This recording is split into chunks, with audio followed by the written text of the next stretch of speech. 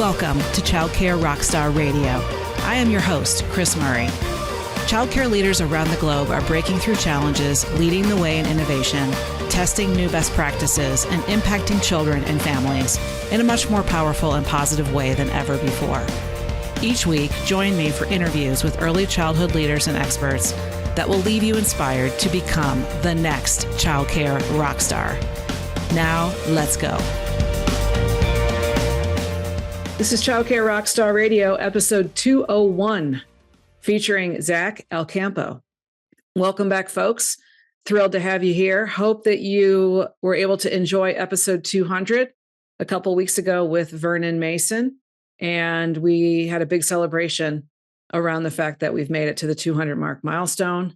Been podcasting since 2017, so not new to the scene, and thrilled that you're along for the ride. Zac Alcampo is the creative director at Grow Your Center, and today's episode is called Gamification in Parenting and in Life and in Business. And Zac is a young father of a 3 or 4 year old little boy, super cute human, and he lives in Belarus. I guess is that Asia or Europe? I don't even know what continent Belarus is on. But Zac is over there across the pond and doing very, very cool things innovatively as the creative director at Grow Your Center. If you're not familiar with Grow Your Center, it's the leading digital marketing agency for the early learning industry and have over 300 clients featuring websites, recruitment and hiring services, Facebook ads, social media presence, paid media of all types, and so much more. So go check them out if you need a new website or you need some digital marketing services and to grow the number of leads that you're getting at growyourcenter.com. Little shout out there. I happen to own 50% of the company, and I am the fractional CFO over there and on the leadership team. So I'm helping lead that company to new and amazing heights with my co-founder, Bruce Spur.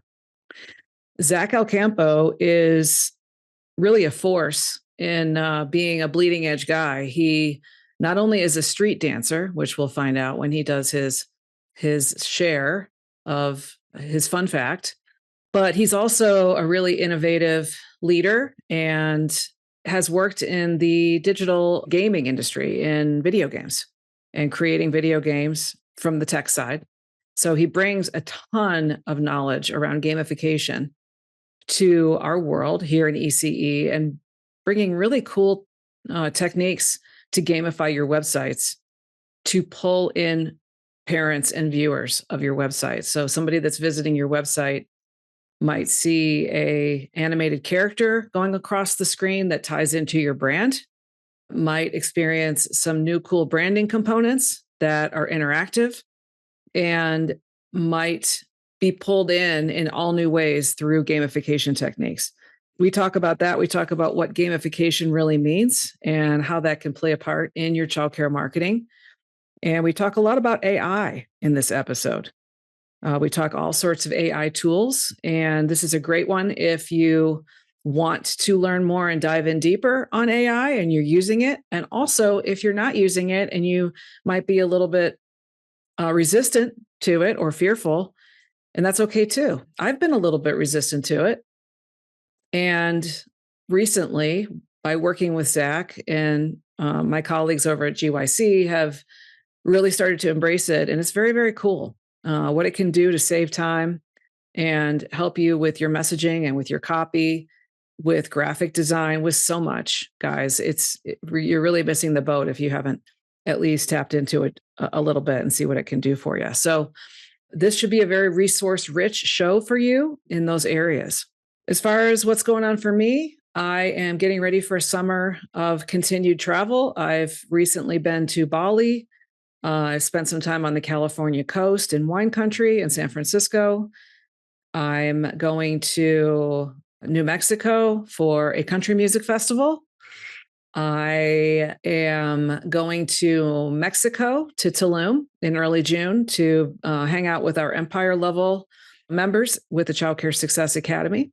And then I'm going to the Middle Fork of the Salmon River to spend 6 days whitewater rafting overnight, staying riverside on cots and enjoying nature to the fullest. And that will be in late June. So much fun travel and definitely living my best life over here. In between, I'm working in spiritual coaching. I'm working at Childcare Success Academy and Company, and I'm working at Grow Your Center. So I basically have 3 hats right now, plus being the podcast host of this amazing podcast. Just so glad that you're here. Thanks for tuning in. Life is rich, life is busy. And for me right now, it's a great balance for my next phase. Post CEO is to be wearing these different hats and being able to also get a bunch of travel in and live my life dreams. So, just a little bit of a share of what's going on behind the curtain here in Kris Murray's world. I thought it was time for me to update you. And let's dive in this episode 201 here at Childcare Rockstar Radio and meet my friend, Zac Alcampo. Enjoy it.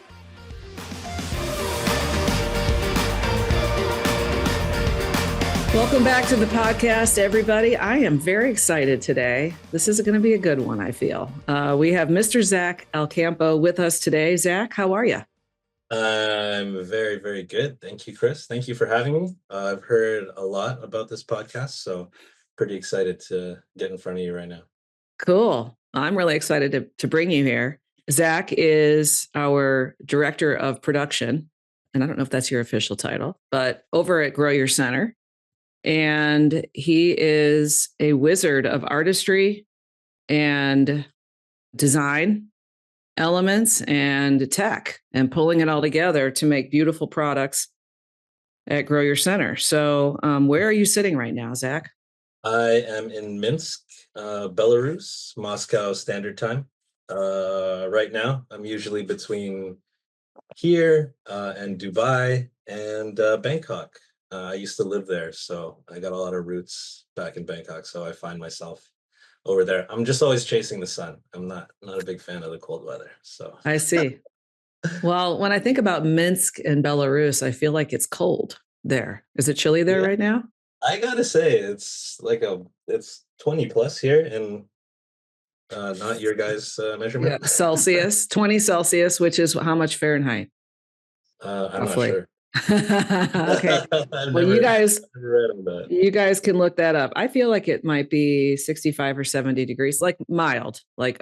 Yeah, it's nice though. It's okay, cool. It's it's colder in Canada where I'm from than here, I gotta say. So okay, yeah, it's good climate. Cool. All right. Well, I've never been to Minsk or Belarus or any of those places, but I would like to visit there one day. So maybe I'll come visit. It is hidden paradise, I always like to call it. Nice. All right. Shout out to Minsk. Let's go. So how do you serve the childcare industry in your current role? Well, I'm creative director at GYC. I don't think that's exactly my official dealings, though. I mean, it's expanded so much. It was pretty cool. I thought I'd be looking at websites, coming up with cool stuff, but I always tell people, GYC is childcare center marketing on the outside, but inside it's this crazy cool tech innovative kind of machine going on inside.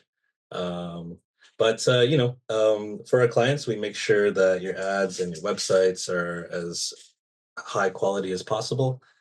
Since I've come on, we made a lot of changes to the visual look of everything. We've always also put in a lot of, I guess, gamification tactics into a lot of the product, just to make sure that websites are working properly, ads are as best that they can be, and we're getting eyes on centers. Cool.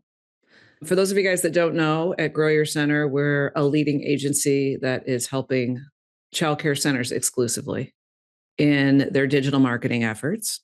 And Zac has been a pivotal role of growth in that area of just helping us stay at the forefront of technology. And I wanted to bring him on the podcast today to talk about some of the latest and greatest evolution in tech with gamification and AI.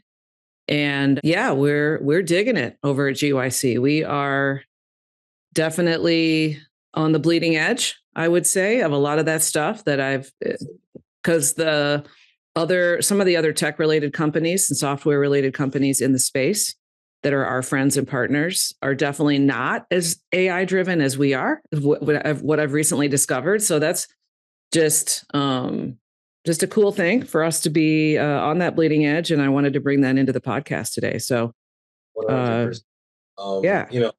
Coming in, I thought it was going to be run of the mill creative director position, and I had one conversation with Bruce, actually, and he got me. I think it was we ended up talking for like 2 hours. It was the first time we really dug in, and he got me so excited about the future of the company, the innovation that and vision that he had going forward.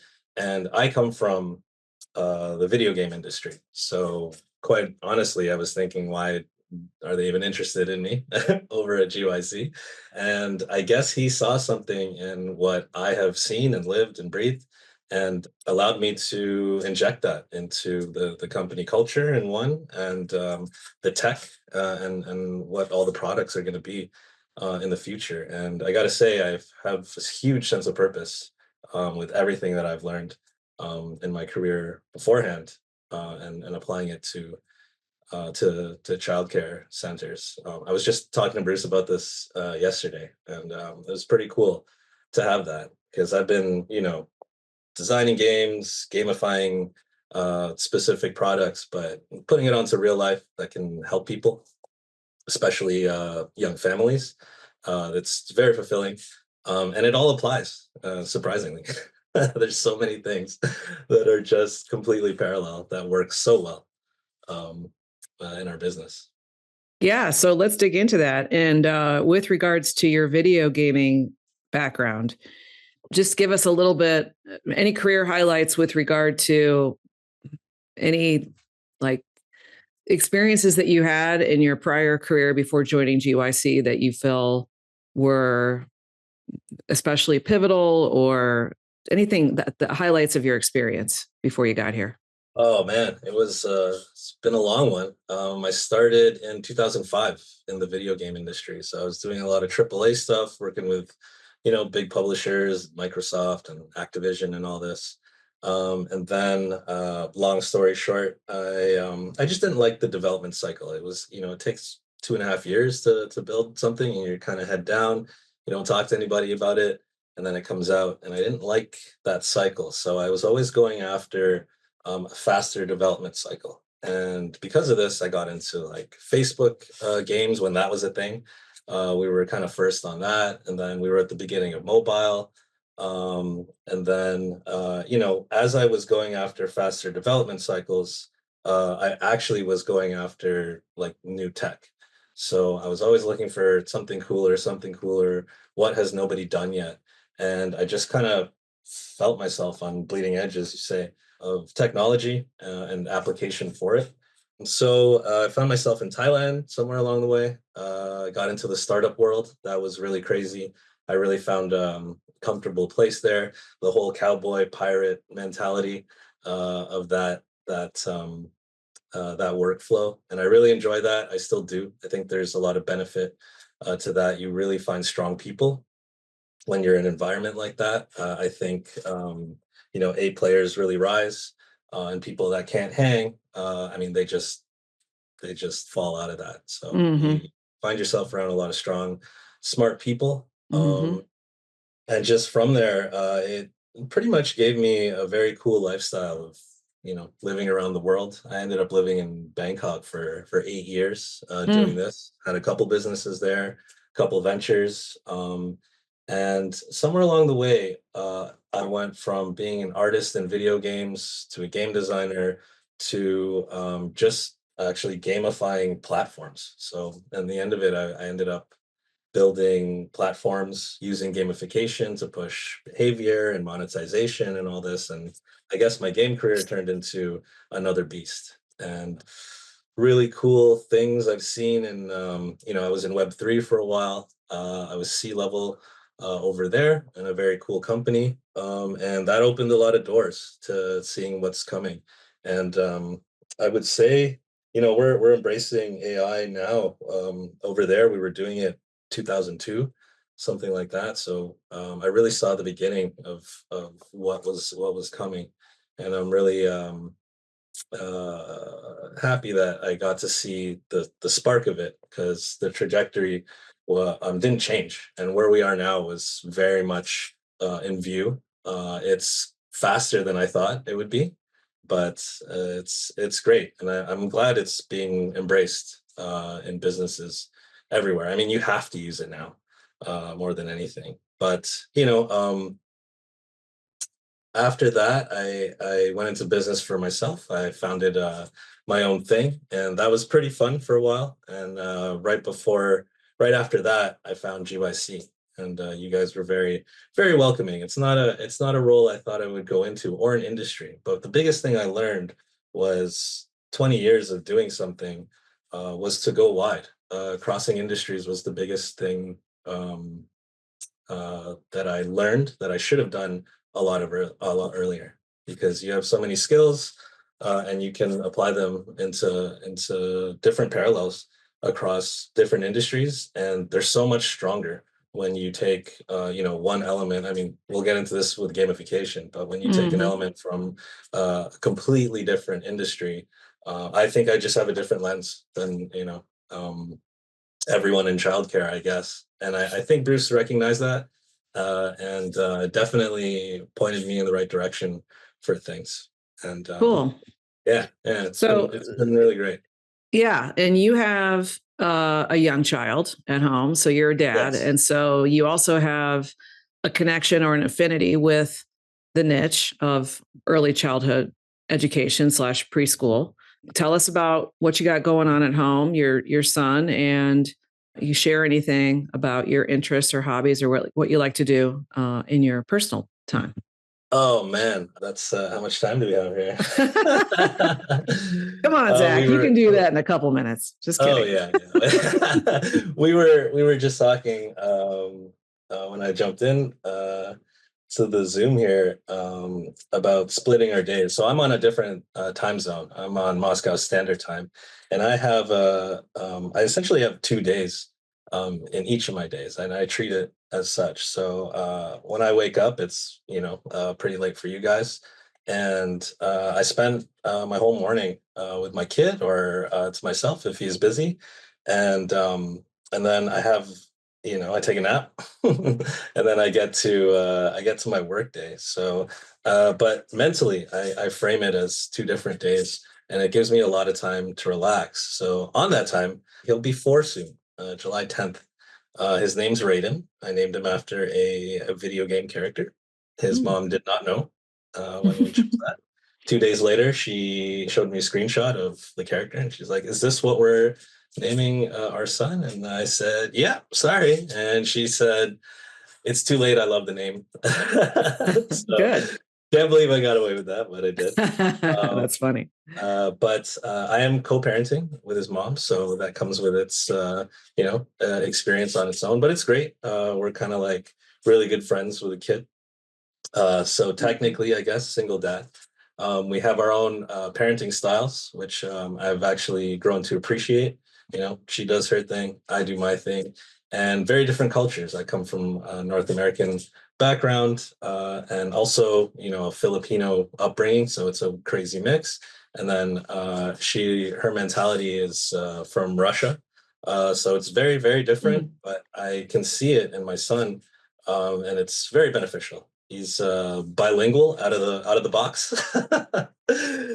He's very strong in both English and Russian already. That's cool. Yeah. Yeah, it's super cool. But having such a nerdy game design dad, he gets a lot of runoff, I guess, from whatever I'm thinking about. I gamify everything. Everything turns into a game. Mm. And it's quickly become, having a little best friend. And I know he feels the same way, because he can, every day, he'll like run up to me. He might even run in here now, and just be like, "Hey, I want to play with you." I'm like, "All right, are you ready for this?"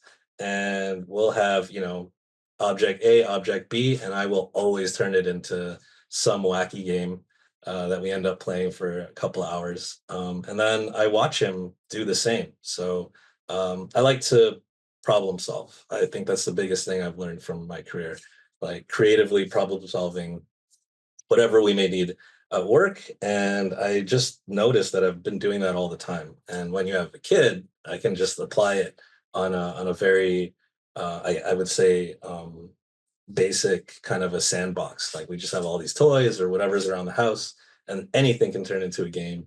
And he loves it, and I'm really putting that spirit into him, and I see him doing it all the time. So I'm very happy for that. It's great. It's such a fun time over here. Cool. What is there actually a preschool industry over there? Like, are there early learning programs in schools that people put their children in, or is not culturally not really done as much? I don't know how much I can say about that, but there are like government schools, which he was in for a while. Then we did this big trip, and I will say, I shouldn't say this, but there was a lot of very good early childhood education centers. But somewhere along the way, they didn't get outlawed, but they were looked down upon. So they actually had to take a step back. They can't advertise things like this, but they're here. Um, Hmm. but what I have done is found a lot of local um, kind of activities for him. He's in two different gymnastics programs right now, Hmm. which is pretty cool. And I really believe in digging into what's around in your city. So there's a strong culture for that here in Belarus. So I want him to be in Hmm. that because you can get the best of the best here. So I have a track of him doing.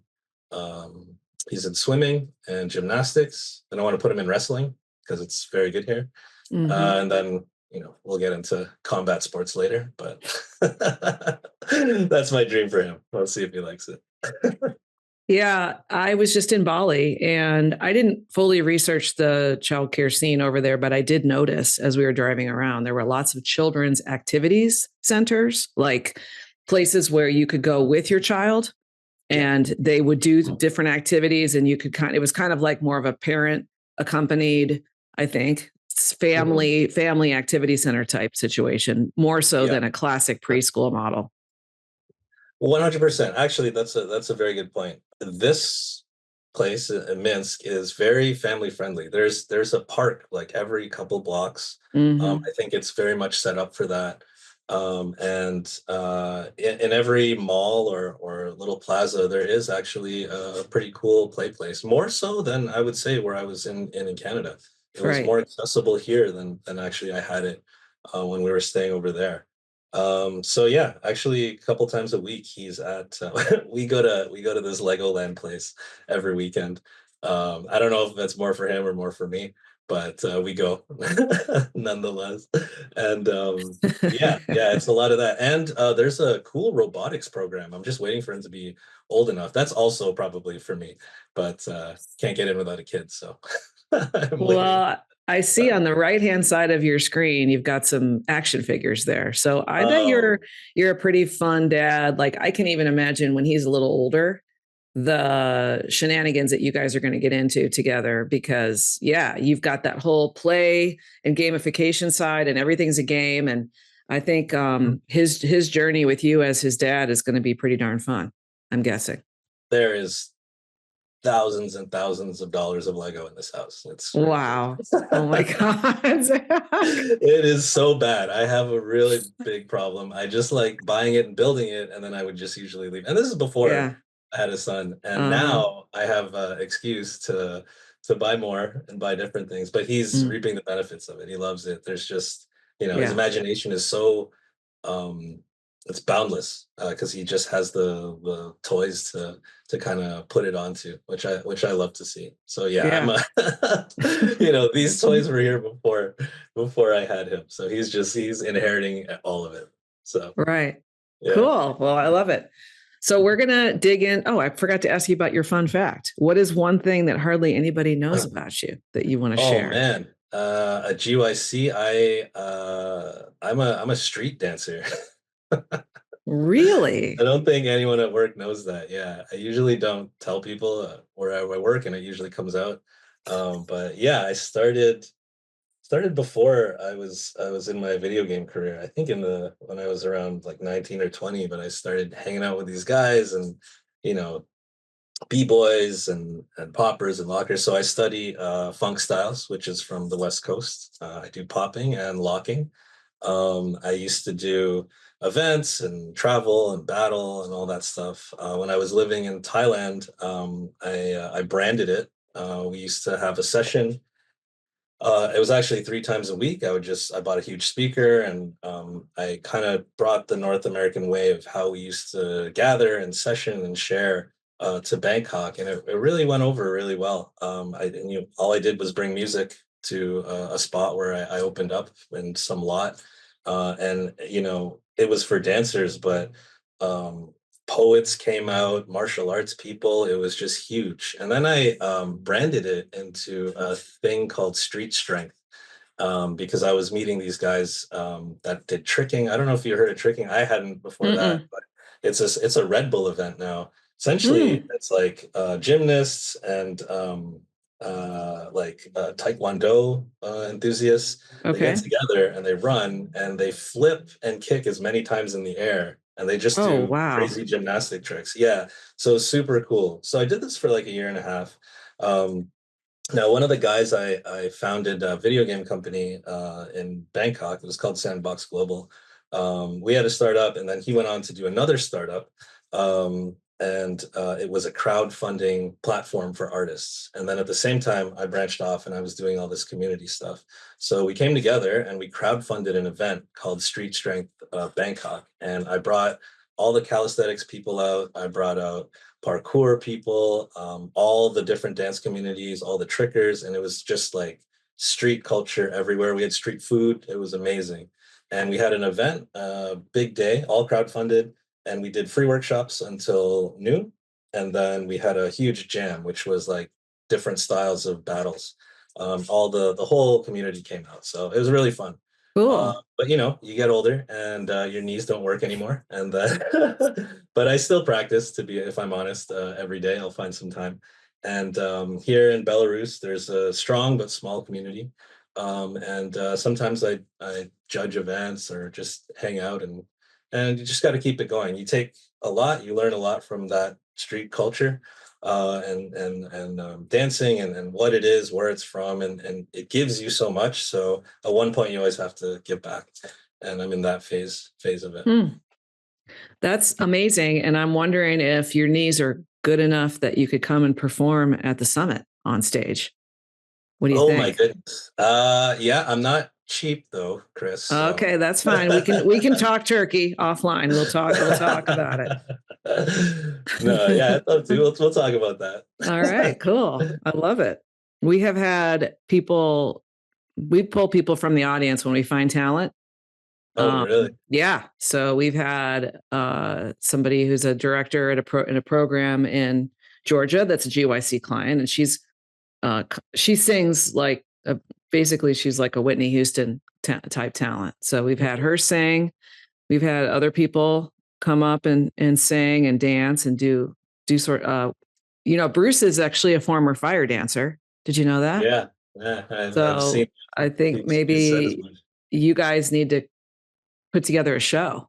We're gonna have to much. figure that out. All right, cool. You know what I would love? Sorry to keep Yeah. going on. So, I like to go long on things as we do on the L10 meetings, but there was a time before I got into video games, where I was just kind of like this. I was trying to figure out what I was going to do after high school, and I was doing art. I was just learning how to dance, and I was actually drawing my friends dancing. So I'd make this cool art, put some graffiti on it, color it up, and then package it up into a nice product.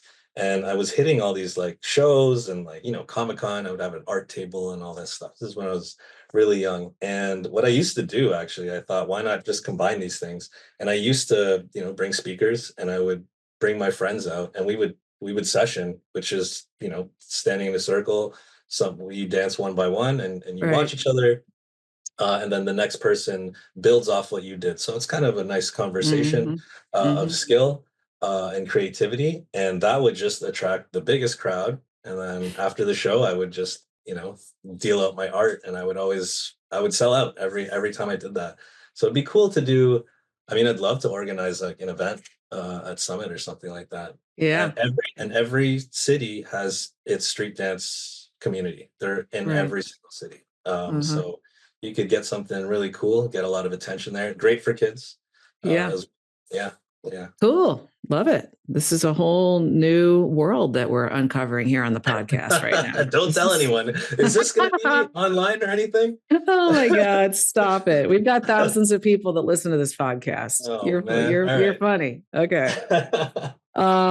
So everybody that comes to the summit in the fall, assuming that Zac is there, which isn't certain yet, but if you are there, we have to fly you in from Belarus. But if we do, you guys have to go up to Zac and then insist that he performs when we're at Summit. We're Oh going to be in boy. Atlanta this year, so that's All that's right. Practice that's up, people. Come yeah. correct. 'Cause, you don't back down.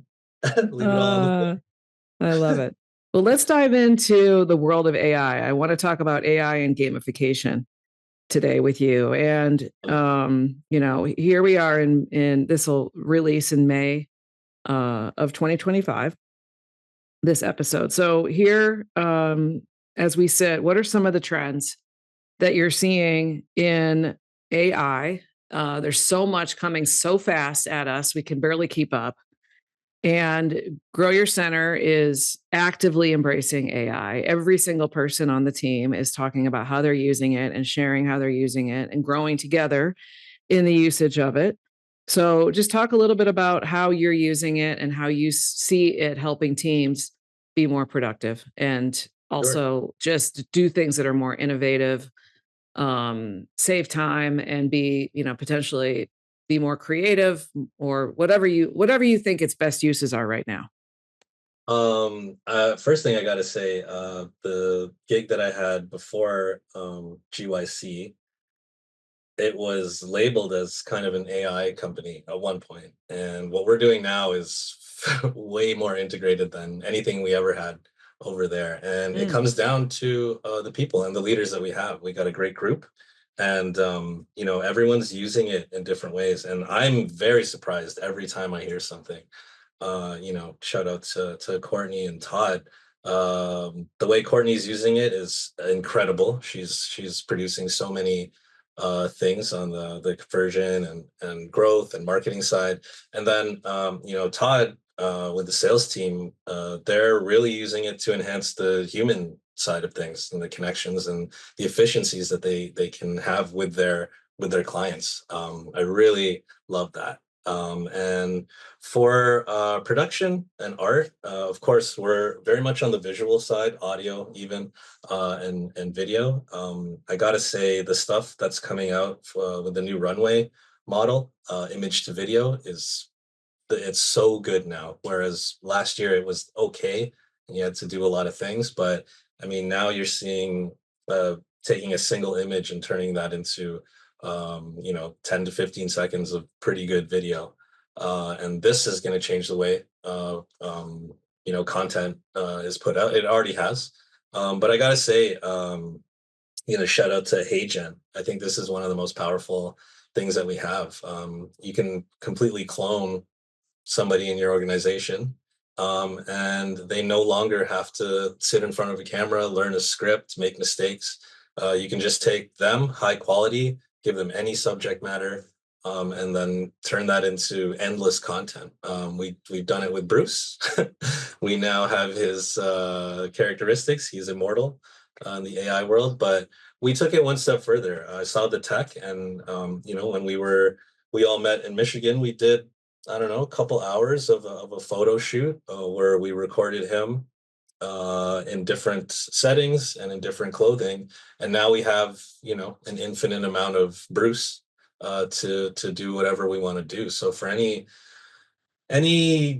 content creator out there, I think it's very good for someone with a personal brand to look into HeyGen. And we just Bruce hasn't seen this yet because we're still tinkering with it. They just released an interactive version of that, so you could slap on, an AI version of yourself onto Zoom and talk to it, and it's like it's in the meeting with you. And mm, then, of course, you can fill that with any knowledge you'd like, and then it's an expert in whatever that field is. So it's really changing the game. I got to call out Perplexity AI. It's a search engine. If anyone's used ChatGPT, it looks like that, but it takes a bunch of different language models. I think Claude's in there, Gemini as well, but it combines everything. And you can really learn. Yeah, Perplexity AI. That's a really if Okay, anyone's going to start anywhere, start there, cool. because it has everything and it cites everything as well. So um, especially ChatGPT, it makes a lot of mistakes. So this cross references things and it's tries to mitigate the hallucinations as much as possible. But I find it to be one of the best tools right now. Is that something that you would download as an app on your phone, or is it a It's browser no, based, or it's what? just on browser. You can just go Okay. to Perplexity AI. It's right there. Okay.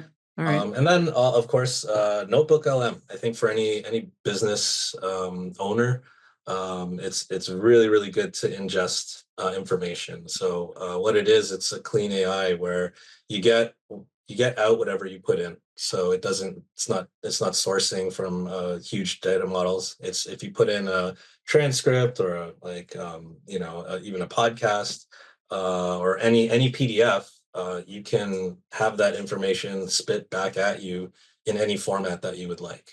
It's Hmm. really great. Okay. Notebook LM. Yeah, yeah, really good. Cool. Okay. Cool. In your team, those are the kinds of things that resources that you're using in your creative and production teams. Yeah, we actually use those quite a bit in different ways. But we're also using things like Leonardo for image generation. We use HeyGen quite a bit. 11 Labs for voice cloning and voice AI. And of course, Midjourney still really good. I do a thing. I try to push it as much as possible, but Midjourney runs in Discord and you can open a channel and have the Midjourney AI, and then you can have as many people in there as possible as you want, and Mm. you can prompt with them. So if you and I were doing it, we would, make a picture, and then you would see it, and then you can take it and do iterations off of it and add to the prompt. So you're like kind of jamming or sessioning with each other artistically, right? Right. And it's of course it takes a good eye, but to generate an idea and to get to a single point, it can be so fast if you have the right people in there. I've seen these channels move, by the second, and you Wow. just get so much content. Yeah, it's super fun. It's a cool. You're tired after as well. You're satisfied and you're tired after doing it. You can end up going for a very long time, but you come up with so many things. I use this method to rebrand GYC. And the website's coming out soon. I think it should be this week. Uh, should be pretty cool. But it's a great starting point for any artist. And for people, I mean, a lot of people still don't like it. On that side, I would say to that it doesn't take away your artistic ability or your eye for design or anything like that. It allows you to see things faster. So you still have to art direct it. That's the biggest thing, the mentality shift in the team. Instead of like a doer or just like, a run of the mill worker, really put into their heads to just act like the art director of what you're doing and use the AI as a pencil, a really fast pencil. And you still have to know what looks good. You still have to have your design principles and your theory in there, but you can just produce so much more content with that. Right. So I'm thinking about the application to a childcare center, and I'm actually thinking about there's a type of school called a Reggio inspired school, and those schools for the older children, usually 4 and older, they really focus on uh, channeling children's creative energies. They have like the old school style is to have a table, a big art table called an atelier. Mhm. And the kids are all creators. They're all driven. They're, basically inspired by the teacher, but then they're put into a situation where they're all just working together and jamming off of each other in this. It's based on an Italian model in Reggio Yeah. Emilia, Italy. So the kids are basically then starting to produce and create and inspire each other around the atelier. So I'm like thinking about this where you could take the AI tech and then pull it into the classroom and 100%. use that and then start having the kids jamming with each other in that way, which is Yeah. a whole new world. It's very, very Yeah, cool to think about. 100%. Yeah. And this Mid Journey in Discord format that I was saying, it's exactly like that. It's essentially a linear log of you having an idea, someone else taking that idea, adding to it. It's actually very easy to implement that. This is something we should do. It's Yeah. it's very easy. As I even said to you guys in the last or the big L10 we had, we've started implementing models like this into our Slack. So we have, we've got a production AI that tells things about production and SOPs. We're doing one for S3 for the FAQ. So that um, I would say collaboration model. Hmm. We're already putting it into our workflow to get it on a creative sense. It'd be cool to get it closer to because you got to download Discord and all this stuff, but to get it right into our Slack might be a good idea. But yeah, for these types of schools, it's very easy to set that up. I gotta say, Hmm. it's not hard. Yeah. And you'll get the spirit of it, and the result can be it's so fast, so you'll get such a high volume of product at the end of the day or Well, I output. think that the application for teams of educators as well. So you guys heard it here on the podcast first, but using these models for collaboration for teachers to create lesson plans together, projects of different creative pursuits inside of the school, things that you guys can do at your staff meetings, things that I mean, it's just boundless what the application could be. Basically, what we're looking for is ways to get teachers to collaborate at a higher level together to build a stronger, more engaged team of teachers and enhance collaboration and empower the teachers to jam off of each other and be inspired to inspire each other. So it takes the load off of the leader to have to try to constantly motivate and inspire teachers. But it's in an early childhood education environment, it would completely change the game in terms of the energy of the school. Like, I think parents, when they walk into the school and they're thinking about whether they want to choose the school for their child, it's definitely energy oriented. Like, you can tell when you walk into a school and there's not an engaged staff because it just has this low energy. And when you walk into a school that is like this high vibrating, the kids are all alive, the teachers are on fire. It's just like a completely different. I've been in those schools. I've been in completely different, a level A versus a level F, or a level 10 versus a level 1 in terms of energy. And so that's what you guys want to develop.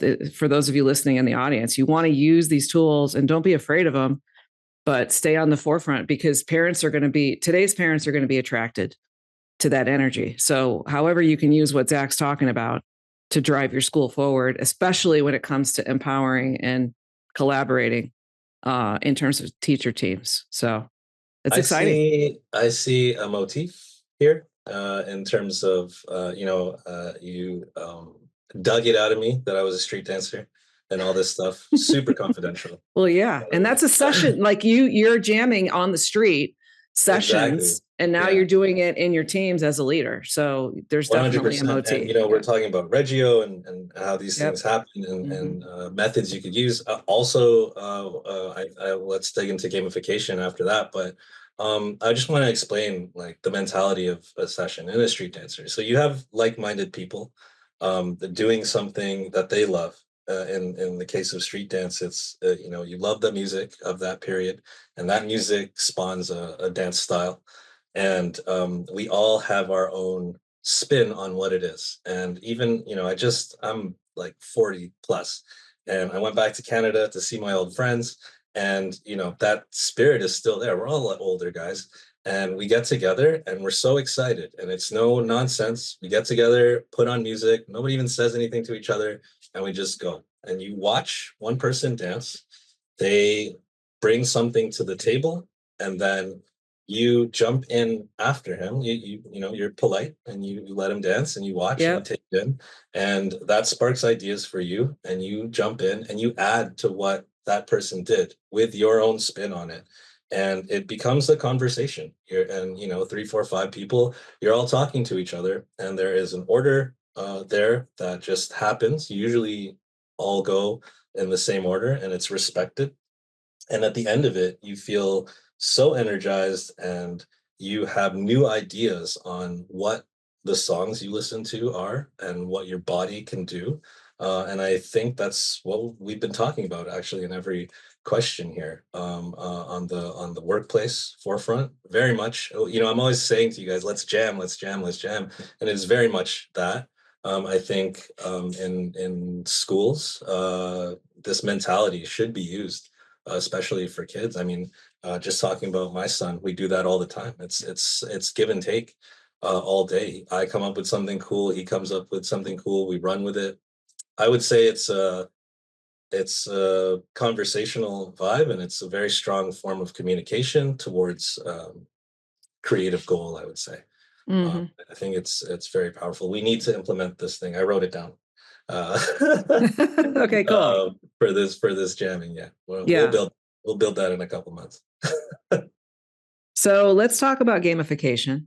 Sure. Um, you recently presented a session to the GYC clients in the S3 program on gamification, and they went crazy for it.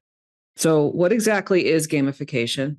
You brought it over from your experience in the gaming world, and now you're applying it to websites and maybe in other places for the childcare industry. So, just talk more about what it looks like and what you're doing. Sure. So I don't want to get it confused with like coming from games and then gamification and you got to play something. It's not that at all. It's taking the mindset and game elements, video game, even board game, anything game elements, and putting them into a different industry, and putting them in a very smart, strategic way, I'd say. And the biggest thing to using this is if there is a pitfall or something that's not happening, something that you need to happen, or if there's a behavior you either want to attain or get rid of, then use gamification because it is at its heart constant reinforcement of progress for an individual. And then that goes, it can go up to a group setting. So things like giving rewards or um, visual reinforcement of progress. You see it in video games all the time. Like when something's leveling up, you're essentially just giving um, quantified, metrics to behavior. That's all it is. If you need to go Hmm. run and do this thing, it's and then it just gives you a score on that, and that goes up and up and up and up. And the dopamine response that we have to that is so strong. Right. There's so much human behavior tied into that, where you see a lot of these, any productivity app that may have come out or you downloaded or that you're using, that's just gamification. Actually, it's tracking your progress, rewarding you for behavior, and then keeping you going with that. In a word, that's what it is. Now, how we're applying it is pretty cool at GYC. We're rolling out these new gamified websites where we want to push behavior once a family or a client gets to your website. And of course, this is for them to get to learn about your center as best as possible, and then of course book a tour so that you can get them in the door. So we've got some pretty cool tricks. We've got some progress bars there, very simple things as well. Hmm. We've mixed a bit of social media things, elements in there with gamification, but the idea is to not overwhelm people with it. I think that's the failing of gamification. People put too much into it, and it's too complicated. And people don't want to have the headspace for that at all. So if you put in simple tactics, then 9 times out of 10, it's going to hook people in a different way. They're going to up their engagement because they don't know why they're enjoying what they're doing, but but it works. Yeah, Mm. it's really fun. So we're applying that across the board. A lot of things going into S3 in the coming year, and of course, when M3 comes out, it's going to be chock full of that stuff. But I'm a big believer in it. I mean, it's how I parent and how I kind of run myself. Someone said to me along the way, I heard this. It's that people that get addicted to video games, they're just substituting it for a career. And with that said, I love games, but you shouldn't waste your time on it when you could be productive. But I mean, gamification can still give you that feeling in your everyday life. And I think in our industry, it fits so well. I think with young families, especially in centers, I would love to start implementing that, because engagement is everything. I think that's I was trying to push learning games into the startup that I had. We built one for accounting, we built one for colors and all this stuff. And all my random Mm. knowledge growing up came from games. And I think these programs and even events could be very powerful in a childcare center. And kids will play and have fun, and they won't even know that they've learned color theory all of a sudden, or they've learned like a multiplication table. It's so powerful in sneaking in knowledge, because you through games and in theory through gamification, you're getting a user to ask a question without asking it, by doing something, right? Whatever it may be, by playing, by uh, you know, going through certain steps, but you're making them ask questions within, and you're giving them the answers to that. So it's really good osmosis, I think, for knowledge. Yeah. So one Yeah, of the ways that we used it for at the virtual summit that we did during COVID. And so it's great with events like that, because I'm sure that people in the audience are like, well, how can I actually apply that to my business or to my life? So you can, if you're doing a parent event, like we did it with a leaderboard. So the engagement thing was like every time somebody did an activity or took an action that we wanted them to take, they got points. And so yeah, then we had the leaderboard, and then the people that were the top 3 people on the leaderboard got pretty nice juicy prizes at the end of the event. perfect. So yeah, so you could use it if you have a parent event like a dad's day or a mom's day or a parent appreciation carnival. You could create a series of games or a series of activities that you want people to do to engage during the Yeah, carnival, and then you can have a leaderboard, and then you can give prizes in that way. You could do it with teams, you could do it at a staff meeting, you could do it at a leadership retreat, you could do it, at a training day, professional development days. So just be thinking about that kind of application, um, to keep people engaged in your communities. And with children, of course, you could be using it in the classroom as well. oh yeah, yeah. If it's like cleaning up or showing up or reading or anything like that, yeah, I would say track it. And if anyone's thinking about ideas for that, what I would say is divide up your leaderboards, right? Because if you just have a single one towards uh, like all the behavior and it's just a total score, you're going to alienate a lot of people. The top performers will always be the top performers. Great for them, but everyone else will feel left out. So you can Right. do different streams of things. So in this way, you can have kids just excel in what they're good at, and then have their own lane. And I think, as they grow up, they'll need that confidence to understand what they're good at and what they love, and go into a career or whatever. But yeah, divide up your leaderboards. You can do it in a different way, whether it be reading or cleaning or anything. Sure. And anything that you would have, but split it up so that everyone has a chance. Cool. Love that. The S3 is Superstar Staffing System. Mhm. And I'm wondering how you are using gamification in to juice up S3. What are some of the things that you're working on there? Oh man, we talked about so many good ideas. And of course, there are certain behaviors that we want to push with the clients there. And a lot of it's around engagement. So we want the community that we built in S3 to be talking more and engaging with our things. Like you and I have done talks with them. Those are great. And I think expanding off of that, the vibe of that, I'm working with the team to build out certain systems within the platforms that will get people moving around. So that's Mhm, Notion mhm. and that's Slack. We're actually building an AI.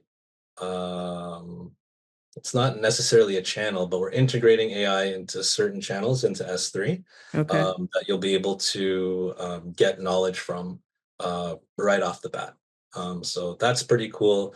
And then through Notion, I actually think we're going to build something further than that. But we're going to have a scoring system, so to say, or sorry, a badge system, reward system. I don't want to call it scoring Okay. in there. That's going to or a badge system that's going to lead to rewards, I would say, Cool. uh, into the system. I don't want to say too much because I Yeah, can't. yeah, no, and that is a great sneak peek because we are in the middle of a promotional um uh just period for S3. We're trying to get more folks in the childcare industry to come in because we're helping people that use S3, which is helping you hire better and recruit better talent and more A players for your center. People that actually use it fully are having huge wins and results in staffing and in hiring and also in team retention. So there's all sorts of goodness that's helping people build their cultures of A plus team players and teachers. But people that are overwhelmed or kind of aren't using it fully, they're kind of missing the boat. And so what we're trying to do is get people excited again and getting back in and getting engaged with using all the tools and the resources that are inside of S3. And using gamification to get them excited again is a beautiful thing. So thanks for giving us a sneak peek on it. Sure.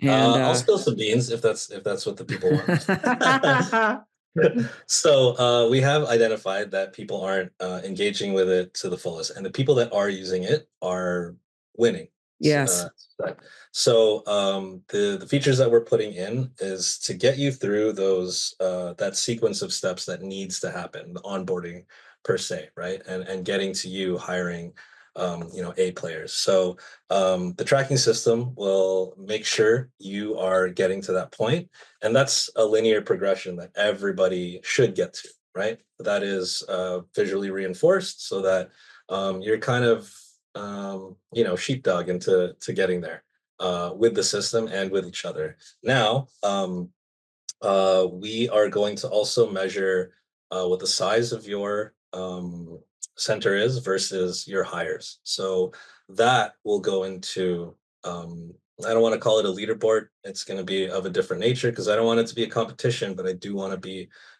to be, a call out kind of a nature. So you're going to be able to see the progress of what people are doing, and then there will be different types of reward. As I said, you need to spread it out, right? Because someone that's hiring like crazy is always going to be, doing well. So you need to give other people a chance, and we'll have different buckets for right. that. But it's gonna. So again, that's the linear progression to where everyone should be, like the base level, and then we'll start calling out and rewarding and badging the progress that you're doing for your individual center, and that's nice, I Cool. think, for everyone to see. And Hmm. again, all going back to the communication channels. Right now, it's Slack. We may move to something else, something more powerful that we're going to be building, but all of that will be called out. You'll be able to see what everyone's doing, ask questions, have AI-driven kind of answers and guidance through the platform. Nice. I love it. Well, I hate to tell you this, and I know you're going to be bummed out, but we are actually out of time on this episode. No. I know, but I have a hard stop in 8 minutes, so I'm Okay. gonna shut it down, Zac. But we will bring you back, I'm sure, for another conversation, diving in as we Love continue to. to develop these things. My final question for you is just what are you most excited about for the year ahead and into 2026? What's on the horizon for you, Oh personally and man. or professionally?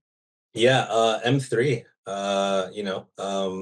I know the name has changed. My marketing made easy, Maverick marketing method. But this is all-in-one service package that we're building out, and taking all the expertise of what GYC does, and allowing people to come in at a lower price, and get just all the fixins. At first, it will be rolled out as its own platform. You'll have a login. You'll be able to communicate with us very quickly. We will be able to deliver assets to you through the platform, which will make it way easier for your organization. And then, of course, we'll be folding over automation and AI elements as it goes along. So, I would say by 2026, we'll have that fully automated. The development of it is going so fast. We're going to have it in the next couple months, actually. And I think everyone's really, really going to love it. And I'm most excited about that. Awesome. I'm very excited about it as well. I can't Yeah, wait. it's going to be awesome. Yeah. And when it's out and launched, we'll have you back and we'll dive in and talk more about that and all the other cool stuff that we're working on over at Grow Your Center. And so, Zac Alcampo, I just wanted to say thank you for being here and taking the time to be with me on this podcast. It's been awesome. It's been kind of mind blowing. So thank you, man. Thank you very much, Chris Murray. The legendary podcast. I'm very happy to be on. And I love all you guys at GYC. It's a pleasure to work there with the leadership team and everyone else. So I better be on again on this podcast, or I will be insulted. Okay, it's happening. Awesome. Awesome. Well, thank you so much. And maybe we'll have you and Courtney come. Maybe Oh, that would be fun. next time. That would be fun. Yeah. So yeah, Oh, because man. I'm sure if I have you on twice and don't have her on at all, she's going to be very butthurt at me. So Okay. that can't happen. So thanks everybody for tuning in to this episode of Childcare Rockstar Radio. This was an awesome one, and hopefully get your mind expanded a little bit about what's possible in the world of ECE and beyond, as we continue on in this incredible world that we're in right now. So thanks for tuning in, and take care, and God bless everybody. And we'll talk to you next time. Bye-bye. I hope you liked this episode of Childcare Rockstar Radio. If you did, please leave a review and share it with someone you know to help spread the word to friends in our industry and on social media. Childcare business success is my passion, and I'm honored to be on this journey with you. As a thank you for listening, I've got a new video training that shows you how to add 6 figures or more of new revenue to your program in the next 60 days by improving your hiring and your enrollment systems. To watch my new video, just go to www.fixmyschool.com. That's fixmyschool.com. Thanks. Take care and God bless.